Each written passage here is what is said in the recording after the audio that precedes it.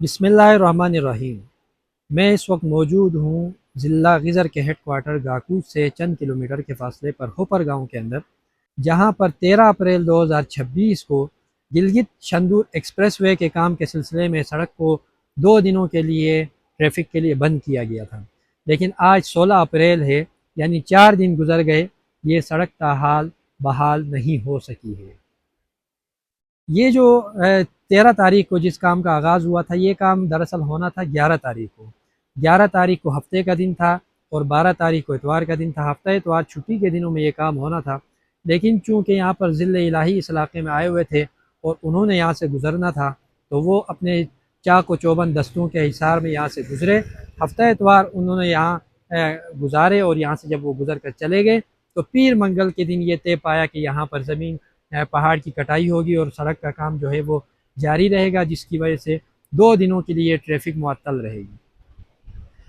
اب 2 دن یہاں پر گزر گئے، پھر تیسرا دن گزر گیا، آج چوتھا دن ہے اور چوتھا دن بھی بخیر و عافیت گزر رہا ہے، لیکن سڑک جو ہے وہ بحال نہیں ہو رہی۔ بخیر و عافیت تو ضلع الہی کا اپنے آفس میں دن گزر رہا ہوگا، لیکن عوام جو ہیں وہ سڑکوں کے اوپر خوار ہو رہے ہیں، اور یہاں پر جو آگے کی آبادی کے اندر لوگ ہیں وہ 4 دنوں سے یہاں پر ٹریفک کی بندش کی وجہ سے مشکلات کا شکار ہیں۔ 4 دنوں تک اس راستے کا بحال نہ ہونا یہ ظاہر کرتا ہے کہ یہاں پر کس قدر بڑے پیمانے پر پہاڑ کو کاٹا گیا ہے۔ 12 سے 14 فٹ کے ٹنل بنا کر اس کے اندر مواد بھر کر اس کو اڑایا گیا ہے، جس کی وجہ سے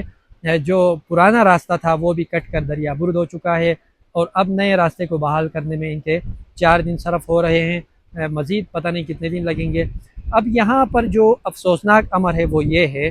کہ یہاں کے جو پہاڑی علاقے ہیں، یہ تو ایک پہاڑی کو انہوں نے کاٹ کے نیچے گرایا ہے، اس سے اوپر پہاڑ کا ایک بہت بڑا سلسلہ ہے جہاں پر بہت بڑی چٹانیں ہیں جو یا تو دوسری چٹانوں کے سہارے پر قائم ہیں، یا ریت کے معمولی جو چھوٹے چھوٹے ٹیلے ہوتے ہیں ان کے سہاروں پر وہ چٹانیں وہاں پر قائم ہیں۔ اب اتنے بڑے پیمانے پر جب یہاں پر پہاڑ کو کاٹنے کے لیے مواد بھر کر اس کو اڑایا جائے گا تو اس کے آفٹر شاکس کیا ہوں گے؟ کیا اس کے بارے میں بھی انتظامیہ نے کبھی غور کیا؟ کیا حکام نے اس کے بارے میں بھی کبھی سوچا کہ اس کے آفٹر شاکس کیا ہوں گے جب یہ پورا علاقہ مواد کی وجہ سے، مواد کے پھٹنے کی وجہ سے جب یہ لرز اٹھے گا تو وہ جو پہاڑی چٹانیں ہیں جو یا تو مٹی کے سہارے پر وہاں پر قائم ہیں یا دوسری چٹانوں کے سہارے پر وہاں پر قائم ہیں، جب ذرا سی بارش ہوگی تو وہ لڑکھڑاتے ہوئے نیچے گریں گے، تو ان کی تباہی کا کیا عالم ہوگا اور اس تباہی کا ذمہ دار کون ہوگا؟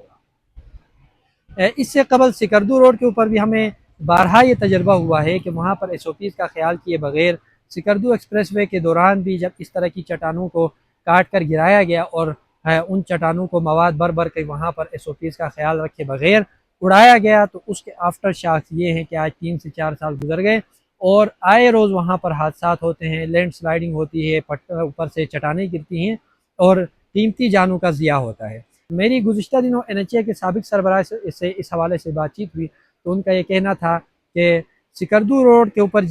جس کمپنی نے کام کیا ہے اس نے واقعی ایس او پیز کا خیال کیے بغیر بڑے پیمانے پر وہاں پر پہاڑوں کی کٹائی کی، جس کی وجہ سے اوپر کی جو چٹانیں تھیں وہ کمزور ہو گئی، ان کی گرفت کمزور ہو گئی، اور اب ذرا سی بارش اور آندھی کے بعد وہ چٹانیں جو ہیں وہ لڑکھڑا کر نیچے آ جاتی ہیں۔ تو یہ ایک سابق سربراہ جو این ایچ اے کا سابق سربراہ ہے اس کا یہ انکشاف اور اعتراف ہے۔ تو میری حکام بالا سے یہ گزارش ہے، میں ان کو دعوت فکر دینا چاہوں گا، کیا آپ نے ہمیشہ انہی عہدوں پر برقرار رہنا ہے اور کیا آپ نے اسی طرح ضلع الہی کی طرح آپ نے یہاں پر چاق و چوبند دستوں کے حصار میں ساری زندگی گزارنی ہے، یا پھر آپ نے ریٹائرمنٹ کے بعد اسی طرح سڑکوں پہ آ جانا ہے،